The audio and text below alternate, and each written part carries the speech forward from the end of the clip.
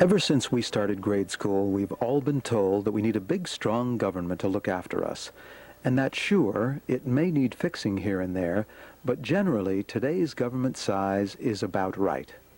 We disagree. We think that government is a parasite, living off what you and I earn and using our money to do unpleasant things to us.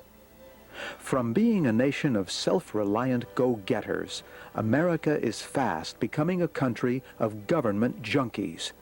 We think an alternative exists, one that puts you back in charge of your own life and destiny. We call it the freedom alternative.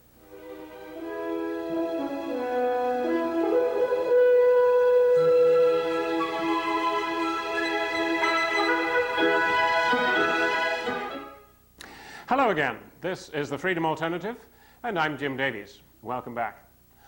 Today, Walter Gingarelli and I are going to bring you some horror stories about tax collectors and ask whether Ben Franklin was serious or just joking when he said that the only two things in life that were certain were death and taxes.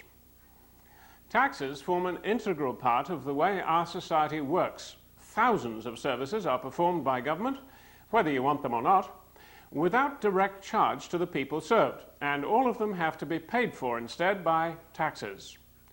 That's what socialization or socialism is all about. To each according to his need, as perceived by some bureaucrat, and from each according to his ability. In America, that disastrous idea has not been implemented as much as in many other countries, though for a whole slew of reasons we on this program think it has certainly gone a whole lot too far. Americans have so far rightly resisted socialized medicine, for example, yet for a century and a half have foolishly accepted socialized schooling. We have rightly refused to have socialized banking and insurance, yet have been eagerly swindled into accepting socialized pensions in the sadly misnamed Social Security scheme, and so on. Now, all of this has to be paid for, and that means taxes. As we often show on this program, taxes, federal, state, and local, have steadily climbed to nearly half of everything we earn. Some of the taxes are visible, like income taxes. Some are almost impossible to see because they're buried in the prices we pay for the goods we buy. But the total is nearly half. You earn $30,000 a year in your family, you pay taxes of about $14,000 all told. Some of the taxes are placed on our children. The federal government borrows $2 from them for every $5 it takes from us. And some are taken the most deceptive way of all, by reducing the value of the dollar. The government gets first use of the diluted currency before the rest of us know it's lost its value. That process is called inflation, and it is a form of tax. But many of the government's taxes are seized visibly by force. We're going to show you today some of the horror of that collection process. I warn you, some of it is extremely ugly. And when we've done so, towards the end of our program, we shall come back and ask a question about taxation you don't hear asked by the other TV programs that occasionally deal with IRS brutality. Is it needed in the first place? We shall suggest it's not. Federal taxes are collected by the Department of the Treasury, and most of that by the IRS, that we call the Internal Revenue Service. We'll come to them in a moment, but the Treasury has another division called the Bureau of Alcohol, Tobacco and Firearms, and they too collect taxes. They make sure that if you drink or smoke, you pay a penalty to the feds before you ever light up or pull the cork. Oh, and they also enforce laws that infringe your constitutional right to own and carry firearms. And that's where our first story starts today. I didn't read of this in the paper, nor see it on network television. I heard it from Alton Wheeler, who has been a guest on our show and who regularly appears on Mr. T's Talk and Variety show on public access television in the Danbury area every Friday at 9 p.m. We're very grateful for the information, which came to him largely by the news network that is not controlled by the government. It concerns a certain Mr. Weaver and his family, residents of Idaho. I'm sorry to tell you that Mr. Weaver holds some opinions that we see as repulsive and ridiculous. He thinks that white people are superior to black ones. That's as repugnant an idea as the one that holds that blacks are superior to whites and so need special privileges, or that socialism can ever relieve poverty or create wealth. But, bad as it is, Mr. Weaver is 100% entitled to hold his nasty opinion and to be left in peace. That's what a pluralistic society is all about. Well, he was not left in peace, neither he nor his family. Like nearly 100 million other Americans, Mr. Weaver keeps guns, and it seems he may have done something to break one of the government's unconstitutional laws against guns. He is said to have taken a shotgun and sawn off the barrel. And that matter came to the attention recently of the BATF, the Bureau of Alcohol, Tobacco and Firearms, and they charged him with a misdemeanor. Now that's a little worse than getting a speeding ticket, and even more unconstitutional. When you get an unconstitutional law thrown at you, one of the things you can reasonably do is to ignore it. That may not keep you out of trouble nor out of jail, but if the so-called law is itself illegal, it deserves all the contempt you can give it. Well, anyway, that's what Mr. Weaver did. He ignored it and refused to show up in court.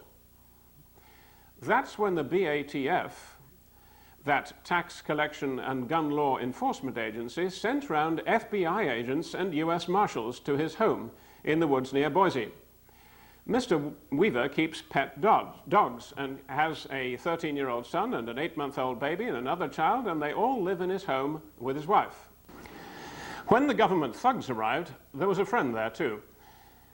Naturally, when the hit squad arrived, the dogs barked, and one of the first things they did was to shoot them dead. The dogs, of course, were only doing their job of guarding the family. Hearing all that shooting suggested to the visitor that all their lives were in danger, so he grabbed a gun and shot back from the house at one of the marshals and killed him in what he reasonably believed to be self-defense. Now, not all the details of this story are yet clear, but it seems that soon after that, the Weaver's 13-year-old boy found himself between the house and the government gunman. Maybe he went out, maybe he came home from school, maybe he was coming back from playing in the woods, it's not clear. But one of the goons shot him and hit him in the arm so that he fell down. He got up and ran, injured, towards the house. A government gunman then took better aim and shot him in the back and killed him. There was then a long standoff, and the hit squad got hold of a good friend of Mr. Weaver, who had been his commanding officer in Vietnam, and sent him in to negotiate a surrender. Anyone who saw the movie Rambo may notice an uncanny resemblance at this point. Unfortunately, our story is not fiction. Mr. Weaver and the negotiator were seen to come out and take the boy's body into a shed, and shortly after that, Mrs. Weaver appeared at the door, holding her 8-month-old baby. She had decided to surrender. A government sniper took careful aim with his gun, loaded with the kind of soft-nosed bullets the government doesn't like ordinary people possessing, and proceeded literally to shoot her head off. Inside the house, someone was injured by pieces of flying skull. Eventually, broken with grief, Mr. Weaver and his friend and his 2 surviving children surrendered and came out. By that time, his house had been sprayed with 2 full tanker loads of diesel fuel so that they would be quickly incinerated if the hit squad elected to torch it. And just in case, 2 army tanks with 30mm cannon had joined the government thugs surrounding the house. As far as we know, neither the killer of his son nor the killer of his wife has yet been charged with murder. Yet 2 of the marshals are under psychiatric treatment for the stress that they are said to have suffered. We don't know whether Mr. Weaver has yet been tried on the charge of sawing the barrel off a shotgun. Let's now turn to the other part of the U.S. Treasury that collects taxes, the IRS. There are about 120,000 employees in the Internal Revenue Service, and they take money from about 120 million taxpayers. That's a ratio of 1 to 1,000. So clearly, if the American people were but a tiny fraction as angry about taxation as the Founding Fathers were in 1776, the IRS would be hopelessly outnumbered. Unfortunately, today's Americans are far more submissive, and we allowed them to bully us by taking us on a few at a time, so that the numerical advantage goes all the other way. By terrorizing a few, the few that protest, the IRS can convey to the rest of us a sinister image far more powerful than the reality. That terrorization they do, however, with great skill. We'll show you, as a first example, a short extract from an excellent edition of the Montel Williams show, made a few weeks back, to highlight some cases of IRS bully tactics. Watch first how Mr. Williams started off that show. When you do things about the IRS or what the IRS is into, sometimes you start being audited. So all of our producers have asked that their name be left off the credits for the show and that we just present you with some information. But what you're about to see are some definite IRS nightmares. These people that you're going to meet today have been through some things that I believe you'll be appalled at. You should be frightened at, because if they can do it to these people, they can definitely do it to you. Notice, will you, he said that all the producer's staff, who would normally be eager to have their names listed on the show's credits, asked that this time none of them would appear. Can you believe that? Even these media hotshots were so afraid of the IRS that they did not want to be publicly identified as offering any criticism. That's the kind of backbone that they have. Let's watch some more of the program, where Montel Williams introduces the first of his guests with IRS horror stories to tell, a Mr. and Mrs. Wadsworth. My guests today have been beaten, harassed, and cheated out of what was rightfully theirs by the Internal Revenue Service. Please meet Christy and Kurt Wadsworth. This couple were physically attacked by an armed IRS SWAT team who beat them both and beat Christy even though she was 7 months pregnant. Thank you very much for being here on the show. They came in a group. I mean, how many people showed up at your house? 7 people. In 2 carloads? 2 cars. They were all in bulletproof vests? Yes. And what did they do to you? They arrested me and beat me up. How? But they didn't have a warrant. They walked up to you, Kurt, and they said, look, They just stormed at me. They stormed at you. Punching, kicking. Right there. Let me get this part straight to you. There was no judgment against you by the IRS. Right. None whatsoever. Mm-hmm. All right. Now, Christy, when they pushed you, you fell? You hit the ground? No, they just shoved me back into the kids. I didn't fall down. So did this really make you nervous? I was extremely upset. Mm-hmm. Yeah, and the kids were screaming and crying, and after they got Kurt handcuffed, stuck him into the van, they wouldn't let me speak to him, and I got the kids back in the house, and went back outside, and they asked me if the kids were going to be okay. They were at the front door screaming, and I said, I think so. I don't know. And I kept grabbing my stomach, and there was one gal there, and she said, you know, you're going to be all right. I said, it hurts, but, you know, I'm not worried about that. How do I get Kurt home? They just told me it would take several days. They didn't know how long he'd be in jail. And they took you to a jail outside of town? 60 miles away. 60 miles away. How long did they hold you in jail? All day. Well, that day. Mm-hmm. But you had to go to the doctors or to the hospital, is that correct? Well, I didn't have the twins till a week later. We did everything we could to stop the labor, but it did start that day. That, because of this, did the doctor say because of the excitement and all of that? We had proof of that. It's notarized proof that I was checked the very day before, and everything was fine. He told me to take it easy and be careful. And so the excitement of the incident, them pushing you and shoving you and all those kinds of things induced labor. Yeah, it did. And you lost one of the twins. Mm-hmm. Yeah, they were 2 months early. 2 months early, and the other one was born with some difficulty. Yeah, he still has a lot of physical problems, breathing and some other things. From being born so early, so premature? Now, have you sued, or are you in the process of doing anything? We've never found an attorney that would touch it. Say this again? We have talked to many attorneys, and there ain't one of them yet that would pick it up and go with it. Why? Why won't they touch this? I think fear. Fear? Fear of who? The IRS? I believe so. They're afraid if they take on this case, the IRS will come after them? Yeah. Oh, yeah. Now, we can't show you the whole of that interview, so let's fill in the blanks. The IRS had obtained a small judgment against Mr. Wadsworth's father, whose trailer was standing on, or actually next to, the property of Mr. Wadsworth Jr., whom we saw.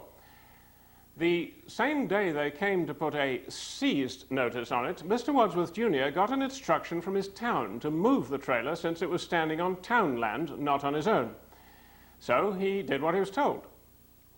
The IRS arrested him and killed the baby Mrs. Wadsworth was expecting because he obeyed the orders of the town government instead of those of the U.S. Marshal acting for the IRS. Now, we on this program do not join those who regard abortion as murder. We think a woman has the right to make her own decision about that subject. But Mrs. Wadsworth hadn't even contemplated aborting her pregnancy. She was expecting twins and looking forward to their birth. You heard that the IRS caused them to be born prematurely so that one of them died and the other suffers breathing difficulties. And yet none of those government thugs has been arrested on a charge of murder or even manslaughter. Worse yet, you heard the Wadsworths tell Montel Williams that though they had approached several lawyers with a view to suing the IRS for civil damages, not one of them would touch the case because they too were terrified of going against the mob. I'd like to repeat a question I asked you some weeks ago. What precisely are the points of difference between government on the one hand and the mafia on the other? This Montel Williams show presented several other cases of IRS brutality, including a late surprise. One of the studio staff broke ranks and came forward, not so much to be recognized in the show's credits, but to tell his own story of IRS harassment. Good for him, and good for Montel Williams, and good for CBS for making the broadcast. Good though it was, it did fall short in our opinion. It covered only cases of mistaken targeting, not of deliberate protesters and resistors. All of Montel Williams' guests had done nothing on purpose to arouse the anger of the monster. They were all victims of mistaken paperwork, like the Wadsworth. The implication is that any who do resist on purpose deserve all that the IRS throws at them. We disagree, because we've read the Fifth Amendment, which guarantees that nobody shall be deprived of life, liberty, or property without due process of law. And due process is defined in the next two amendments as a jury trial. So, any and all action by the IRS against anybody who has not been judged guilty or liable by a jury of his peers is unconstitutional by definition, everybody being presumed innocent until such trial is concluded. Not even Montel Williams would touch that one with a barge pole. What does the IRS do then to those who decline to play along with all their rules? Well, as we'll show in a moment, they harass protesters much the same way as they harass these other victims, and not infrequently they get them behind bars. We know 3 people personally in Connecticut who, for the sake of conscience, because they recognize the illegal, unconstitutional nature of the IRS, went to jail rather than submit to their rules. One of them, Alton Wheeler, we mentioned earlier in this show. And as for harassment, we have an example in our files right here in this state, in Enfield. We showed several interviews last winter with Andrew Milichinsky from that town. The IRS victimized him by stealing his house. Andrew, too, had never even been offered a jury trial, so there was no question of that seizure was legal. But I think he probably would admit to not being as fully cooperative with the IRS as they would wish him to be. I suspect he holds an honored place on their enemies list. Let's remind you of what he told us in one of those interviews. Andrew Milichinsky. Yes, sir. Would you tell our viewers what happened to you last Thursday? Yes, I got up and I was going around the house and heard some noises on the back yard yelling, "Milichinsky, this is the marshals, open the door." And then shortly thereafter I heard a smashing noise. A smashing noise? Yeah, they had broken in the back door. back breezeway door. The house we're talking about is this one behind us? Yes. This is your home? Yes. How long has it been your home? For almost 30 years. And the marshals came and broke in on Thursday morning. Mm-hmm. Today is the 19th of January 1992, so this will be the 16th. Yes. That's right. A day that will live in infamy. Oh, yeah.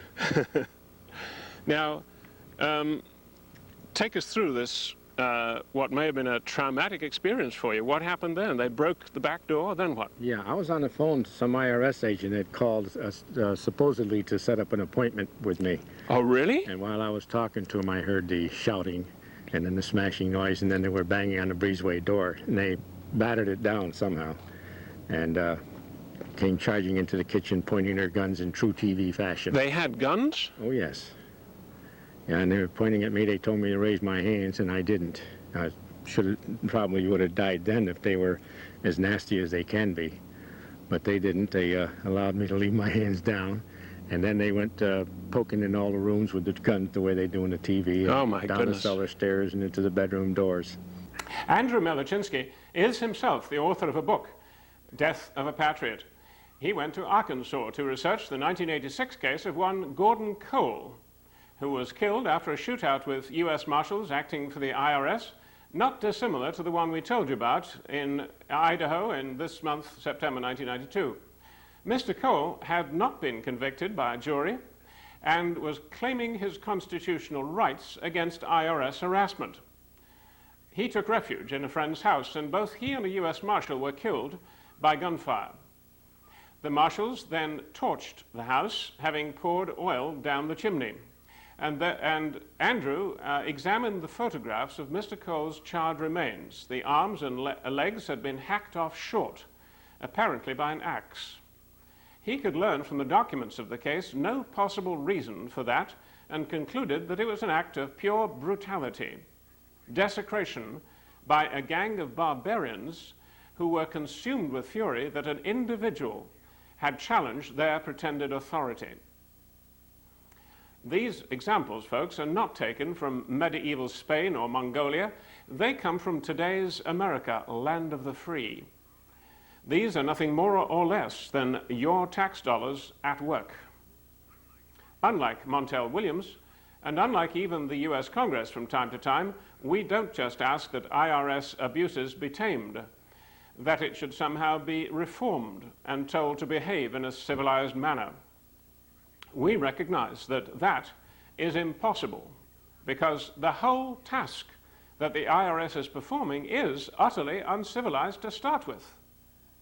Like it or not, taxation is the removal of property under threat of force, and there is no word for that other than theft. Taxation is theft, every last dollar of it. And in harassing and terrorizing the people, the IRS is only doing exactly what it has to do. There's no more point in asking the IRS to get reformed than there is to ask a tiger to turn vegetarian. The IRS doesn't need to be adjusted, it needs to be abolished, along with all the taxes that it collects. And until that is done, the dream of a kinder, gentler nation is so much hogwash. Now, what I've just said is perfectly logical, yet it's bound to provoke a knee-jerk reaction.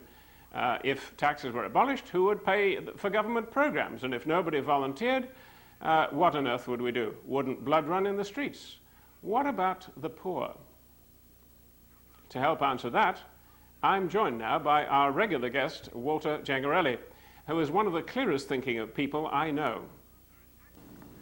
Yes, wouldn't blood run in the streets, and what about the poor? Let's take the last question first.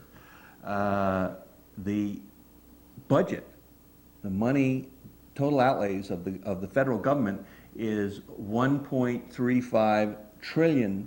That's 1,350 billion. Wow. That's okay. right. And about 57% of those outlays are in areas that we would call transfer payments. Money that's paid to people in need of some kind, or not the defense budget and so Okay. forth. How much is that in total? 57% of that. So That means out of the $1.35 trillion budget, $769 billion is spent in transfer payments. And that's the bit, am I right, that the government tells us is going to people who need money, the poor. That's correct. That's the people that the government is looking out for, right. so to speak. And that's why we couldn't do without taxes. So-called safety net. Is that right? That's why we couldn't do without taxes. That's right. If we didn't have taxes, these people. Now let's see how the government. That's what they're saying, right? That's what they're saying. Yeah. Now, actually, you see, if you just take your grade school arithmetic and take the approximately 35 million people they claim are in poverty, and you divide that, you find that that's a payment, ought to be a payment of $21,985 per person. 21,985 85 per person, or $87,940 for a family of 4. 80,000. Clearly, were they spending this money on the people in need, the people in need wouldn't be in need. Absolutely. There would be no poor. There would be no poor. There would be no poor.